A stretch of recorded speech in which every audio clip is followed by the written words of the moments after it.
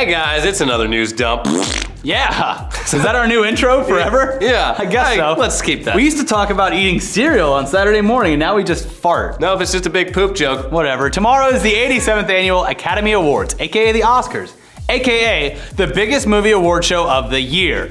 Which actors, directors, and films will be declared the best of the year? Well, probably not any of the ones that we would pick, Nope. because our tastes most likely don't line up with the overwhelmingly rich, old, white, and male voters who decide these things. Exactly. But we still want to win our office betting pool, so rather than Exactly. go with our instincts, let's take a trip to Las Vegas and see what the odds makers think. Yeah, actually, let's skip that horribly monotonous 7-hour drive through the shittiest parts of California's desert and just take a look at the betting odds on aggregator site oddschecker.com. So according to their analysis, Best Picture is gonna go to Boyhood with 39% of bets, but Birdman's odds aren't trailing too far behind with 32%. Everyone else is fucked. Man, that's a rough one. I don't agree with Boyhood, though. Best Director is basically the same. Boyhood's Richard Linklater has the best odds with 46% of the bets, with Birdman's Alejandro Gonzalez Iñárritu not far behind with 38%. And again, everyone else is pretty fucked. Yep, the graph is not really doing anyone else any favors. The odds for Best Actor are a little more spread out, but Theory of Everything's Eddie Redmayne leads with 36% of the bets, and Birdman's Michael Keaton comes in second with 30%. Yeah. And Best Actress looks like it'll go to Julianne Moore for Still Alice with 53% of the bets in her favor. Gone Girl's Rosamund Pike and Wild's Reese Witherspoon have the second and third best odds, but those odds are just 17 and 15%. Looks like Julianne Moore's gonna get it. Yeah. J.K. Simmons is probably gonna take Best Supporting Actor by a landslide. Yeah, that's fucking good news. I agree with that. Whiplash was incredible. What a Yeah. masterpiece. And it looks like Patricia Arquette also is gonna win Best Supporting Actress by a big margin. Yeah, I will say that before I saw Whiplash, I thought that Birdman and Edward Norton should win. But after seeing Whiplash, if J.K. Simmons doesn't win, it's gonna be a travesty. Yeah. So they got all the other Oscar categories figured out over there, but there's also plenty of other shit to gamble on too. Yeah. For example, you can bet on whether the Best Actor or Actress winners will cry during their acceptance speech, or swear during their acceptance speech. Exactly. Or whether Kanye West will storm the stage during any award presentation. Yeah, these are prop bets. They're always fun.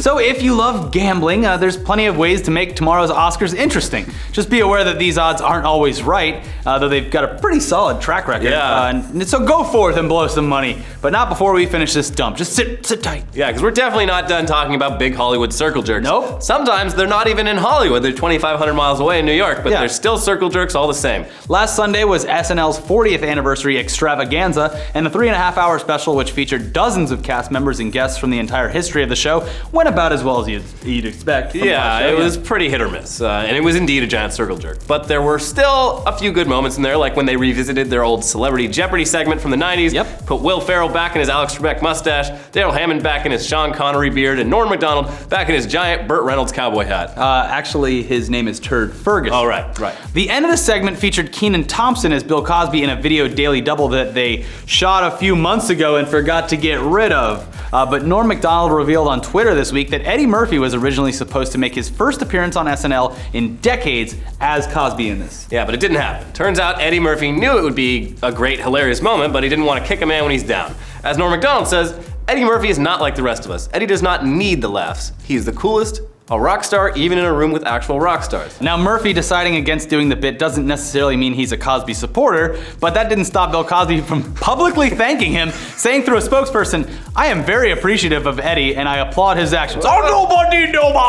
Bill, don't bring me into this. Yeah. So I think Eddie probably just didn't want his first appearance on SNL since the 80s to be as an alleged serial rapist, but Cosby actually acknowledging the whole thing makes it much more awkward now. Yeah. Anyway, that's just one part of Norm Macdonald's long and insightful string of tweets about the SNL special. It basically reads like an essay, and it's worth reading if you're interested in the behind-the-scenes aspects of SNL. Yeah, and Norm Macdonald's he's great on Twitter. He did that whole Breaking Bad fan theory of his that probably the best fan theory out there. Yeah. But anyway, while the whole ongoing Bill Cosby scandal is still just allegations and hasn't led to anything legal yet, actor Emile Hirsch is in a whole lot of trouble for something that definitely happened. Yeah, last month at Sundance Film Festival, Hirsch, who's known for starring in movies like Into the Wild, Speed Racer, and The Girl Next Door, basically tried to kill a female Paramount executive in the middle of a nightclub. Yeah, he pretty much just got really drunk and went up to her and called her a rich kid who shouldn't be at Sundance. Wow. And then she tried walking away and he grabbed her from behind, threw her on the ground and put her in a chokehold.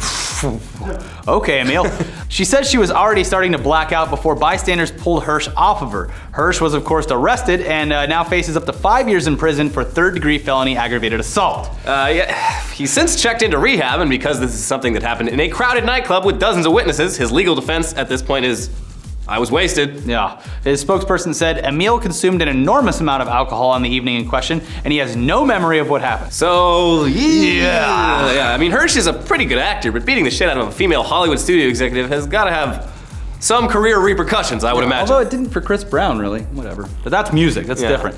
Hirsch's career prospects are probably still better than those of Hunter Moore, aka the piece of human garbage who created the revenge porn site Is Anyone Up? Now, we talked about this before.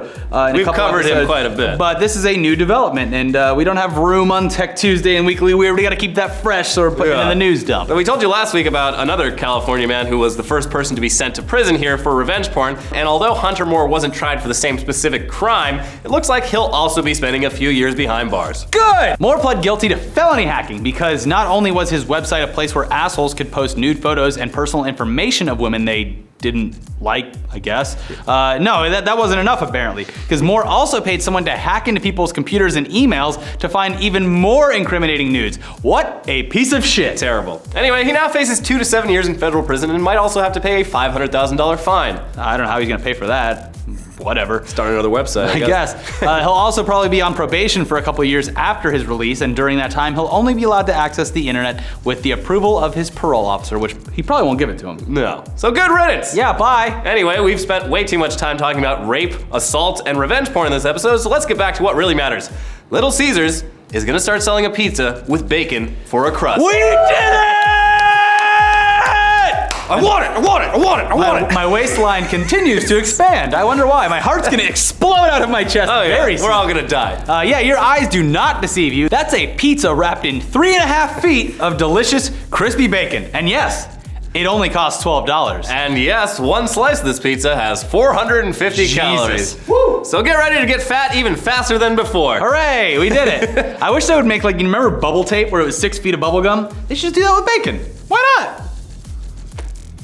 I'm sure there's a machine that could cut bacon in an endless string. Just they stitch it together at some point. Just like, it'll be well worth it. Anyways, guys, I guess that's all we have for News Dump this week. What are your Oscar predictions below? And then you can check back tomorrow and see if you were completely fucking wrong. And how angry are you that this bacon wrap pizza won't be available in time for the Oscars? And that Little Caesars doesn't deliver anymore. What, they don't? No, they haven't delivered in years. They're you go there and pick it up kind of place. Why it's so cheap now?